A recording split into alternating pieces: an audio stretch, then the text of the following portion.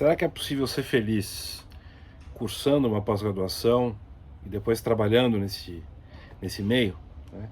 Eu fiquei muito impressionado, acho que foi o ano passado, com um texto, e acho que vários textos que acabaram surgindo em torno dele, que relatavam o sofrimento dos estudantes de pós-graduação e a sua dificuldade de lidar com esse meio, que também foi minha dificuldade e é minha dificuldade, né? Então, eu vou dividir aqui com vocês algumas reflexões que eu fiz ao longo da minha experiência de mais de 20 anos circulando nesse meio, como aluno e depois como professor, já com alguma experiência de orientação. Estou longe de ser um orientador experiente, estou, acho que, aprendendo ainda, mas, enfim, já tenho alguma experiência.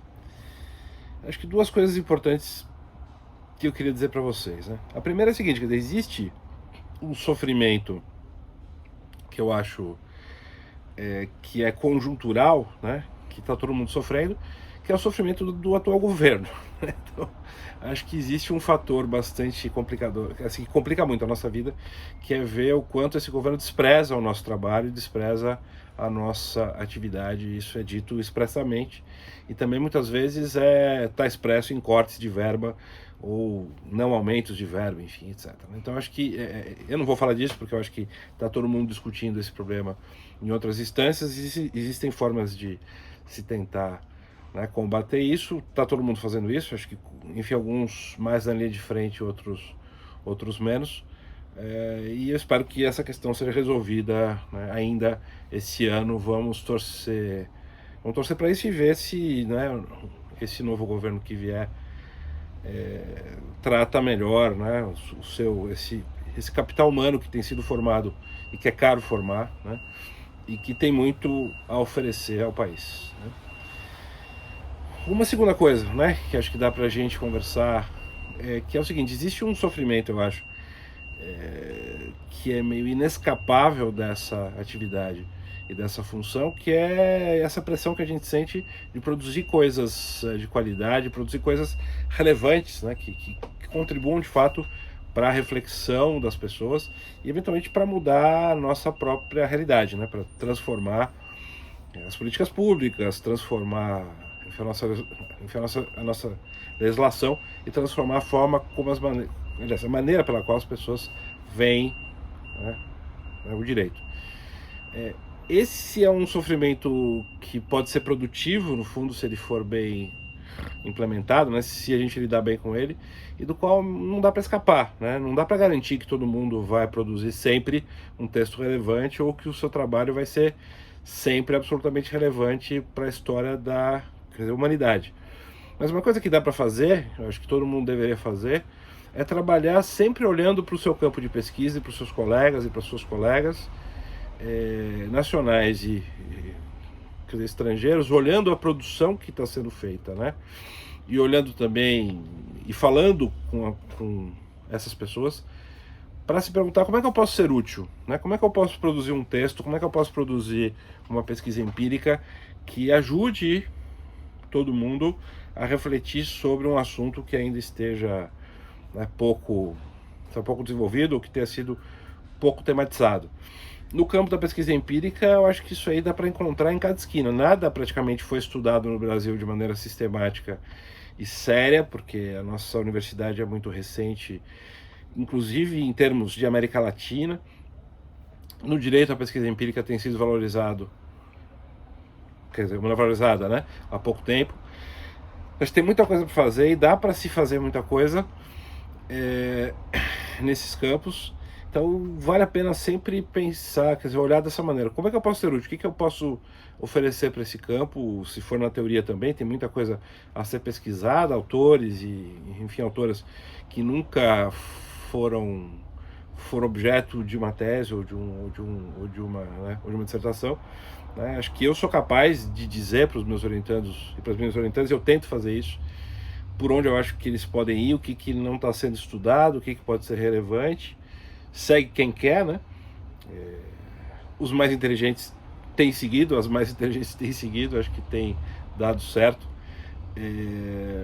Mas acho que então essa é uma maneira de lidar com essa angústia, que acho que ajuda, né? Porque, claro, pode ser que você não produza o trabalho que vai mudar o curso, né, a trajetória do Sol ou a rotação da Terra, mas se você trabalhar dessa maneira, em conjunto, né, olhando para o que está sendo feito, olhando para os outros, né, olhando para o seu campo de pesquisa e vendo como é que você pode contribuir, você vai produzir sim um texto que vai ser lido e que pode produzir efeitos ali, né, enfim, naquele contexto, e eventualmente pode se tornar uma referência, né? Acho que esse é um primeiro ponto importante para a gente pensar. Um segundo ponto importante, e esse eu acho que é fundamental, é a gente compreender que a pós-graduação em Direito tem um aspecto de felicidade lúdico que eu acho que é muito importante, que é a alegria da ciência, como eu vejo pelo menos, né? Que é essa possibilidade que a gente tem de pensar coisas novas, discutir assuntos inéditos, enfim, repensar categorias, repensar todo um ramo do direito, todo um ramo do pensamento a partir de novos fenômenos e de novos conflitos que vão surgindo na nossa sociedade. Então isso, para mim, é sempre um fenômeno de grande felicidade, né? Onde existe confusão e bagunça do ponto de vista do pensamento, é o lugar que o cientista, pelo menos em ciências humanas, vai se divertir mais, né? Porque ele vai conseguir, tem um espaço ali para novas ideias e para novas maneiras de se regular, né? Quer dizer, a vida social. Então acho que esse elemento lúdico ele está sempre presente e a gente tem que, enfim, acolher e celebrar isso. Mas também existe um aspecto importante na pós-graduação e também na vida profissional, né, de um doutor em direito, seja ele professor, seja ele professora, juíza, promotor, advogado, ou que é advogado, mas isso já está presente na pós-graduação, que é um elemento de poder, é um poder simbólico, é um soft power, né, digamos assim.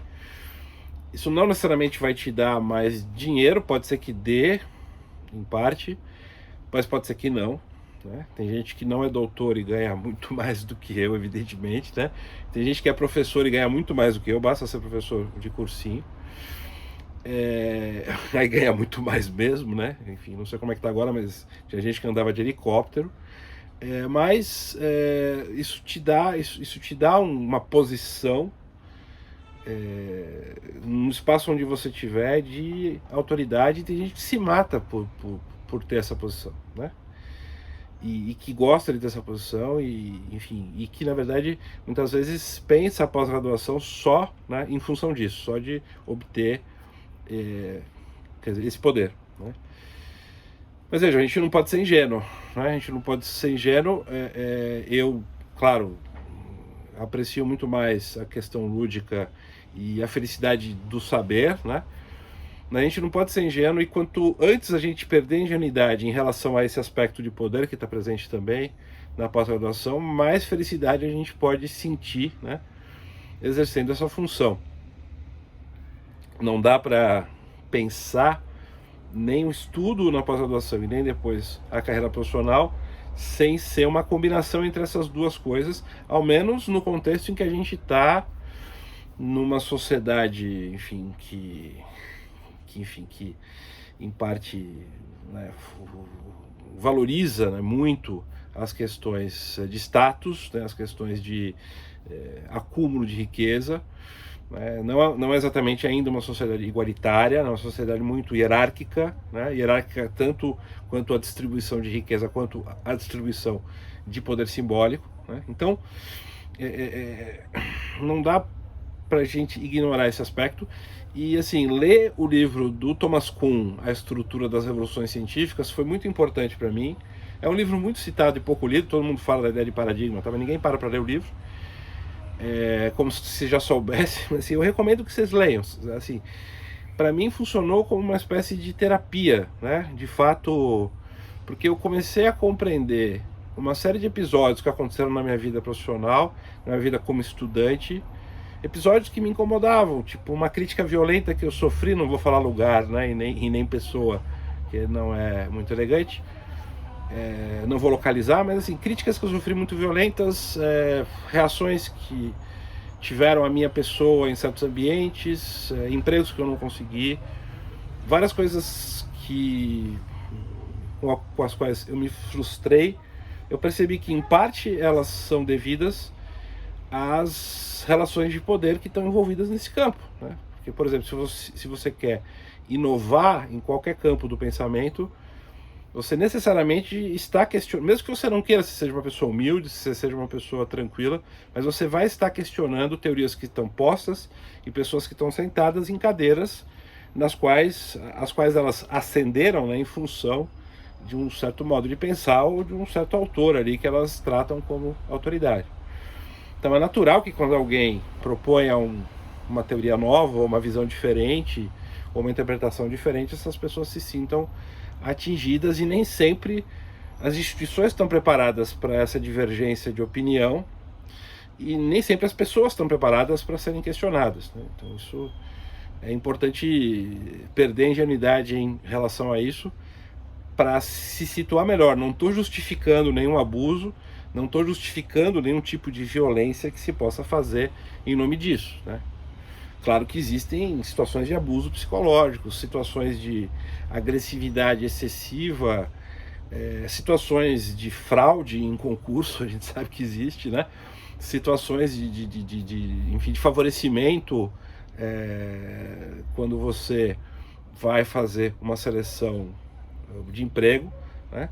Mas ao mesmo tempo a gente não pode também achar que esse mundo da pós-graduação é um mundo encantado em que todo mundo vai se dar a mão e vai acolher os mais novos de maneira pacífica, mesmo os que sejam mais questionadores e questionadoras, né? Que tudo vai se passar como se fosse um conto de fadas. Não é assim, não é assim que funciona. E quanto antes a gente perceber isso, e para mim foi difícil perceber isso, mais fácil é a gente ficar contente, na medida do possível, no meio desses conflitos, no meio das contradições, né? Porque a gente tem que ser feliz mesmo nesse contexto de contradição entre poder e alegria de saber, né?